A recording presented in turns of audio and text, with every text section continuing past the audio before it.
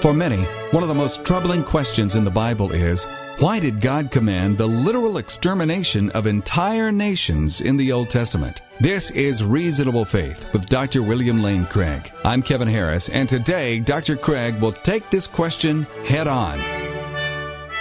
This issue is commonly referred to as the Atrocities of the Old Testament, and skeptics often use it as an indictment against the morality of the God of the Bible. Today, straightforward answers from Dr. William Lane Craig. And I want to remind you that there are many resources just like this podcast available at reasonablefaith.org. Transcripts and recordings of Dr. Craig's debates on college campuses around the world, articles, questions and answers, a discussion forum, and much more. Available now at reasonablefaith.org.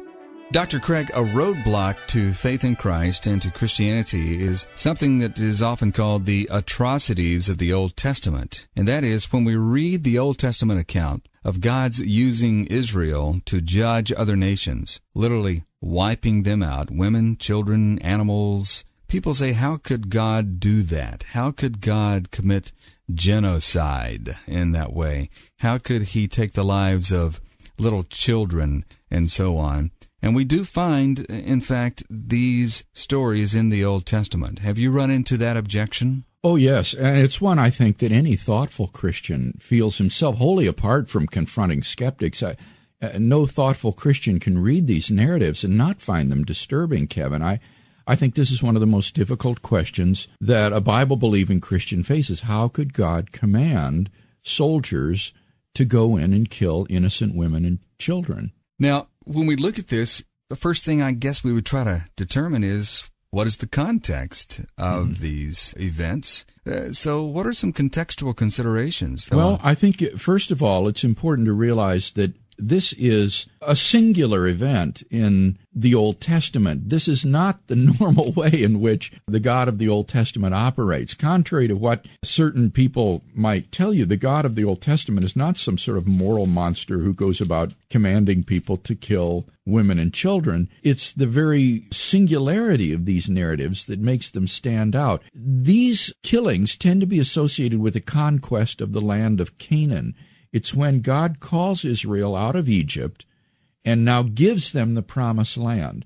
And living in this land at that time are certain clans or small nations or tribal groups that are collectively called the Canaanites. There were probably about 7 of these different clans. And what God commands Joshua and the armies of Israel to do is to go in and wipe out these Canaanite peoples, to kill every man, woman, and child, so that the Canaanites will be literally annihilated. And in this way, God gives the land over to Israel as their promised land, their dwelling place. This was the land that Abraham was called to originally, and then Israel went down into Egypt during the time of famine and were there for around 400 years or so before now God calls them back out to the promised land to give it to them again, but that means wiping out these peoples that are already living there. Right off the bat, it seems to go against the grain of our modern sensibilities. Oh, yeah, I certainly think so, because we have in modern warfare a distinction between civilians and combatants, and it seems morally atrocious to kill these women and children who are non-combatants. And so it does present, I think, a real difficulty for the Christian in reading these narratives, especially, as I see, what's odd is that it's so different from God as you read about him in the rest of the Old Testament, where he's compassionate toward those who are suffering, the downtrodden, the oppressed. He's fair in dealing with other people. He even loves pagan nations. I mean, one of the most remarkable stories in the Old Testament is the story of Jonah, where God sends a prophet to Nineveh, this pagan nation, because he says there are a couple of 100,000 people there who don't know their right hand from their left, and I have pity upon these people. So he sends a prophet to them, even though they're not even Israelites. And so it's so strange to see this narrative in the conquest of Canaan of this same God who is so compassionate and loving and just, ordering these Israeli soldiers to annihilate these people groups in Canaan. One thing that emerges from this question is that it's an internal question. The question, as the skeptic usually presents it against the Christian, is why would God do this? Yeah. And you immediately think, well, wait a minute, if it were God who were doing this, we're talking about the God of the universe here. So it becomes an internal question of why God would do this as opposed to, is there a God who did this? Exactly. I think that's right, Kevin. And if you ask yourself, suppose this objection is unanswerable. Suppose the skeptic is able to demonstrate to our satisfaction that an all-loving, all-just God could not have issued such a command. What follows from that? That Christ didn't rise from the dead? That Jesus Christ was not God incarnate? That God does not exist? Well, no, obviously none of that would follow. All that would follow is that God, in fact, did not give such a command as you have recorded in the book of Genesis. Now, that would mean either these stories are simply legends, perhaps myths of the founding of Israel that never really occurred, or else, if these events did occur, then Israel, carried away in a fit of national frenzy, thought God is on our side, and so they imagined that God had commanded them to do these things. In other words, what this objection is really an attack on is not the existence of God or the truth of Christianity. It's an attack on the doctrine of biblical inerrancy. Now, that's important, I think, but nevertheless, it's not central to the truth of Christianity.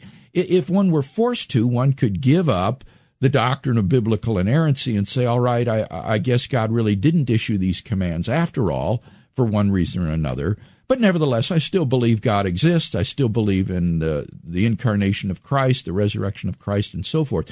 So it's not an objection to the existence of God or the resurrection of Jesus or anything like that. What it really is it's a type of criticism of biblical inerrancy. At most, it would harm the doctrine of inerrancy, but not Christianity itself. Right. That's the point that I'm trying to make, is that it's important to see what's at stake in this objection, lest we think the objection proves something that it doesn't. It has nothing to do with whether or not God exists, or whether or not he brought Israel out of Egypt, or whether Christ was born of a virgin or fed the 5,000 or any of those things.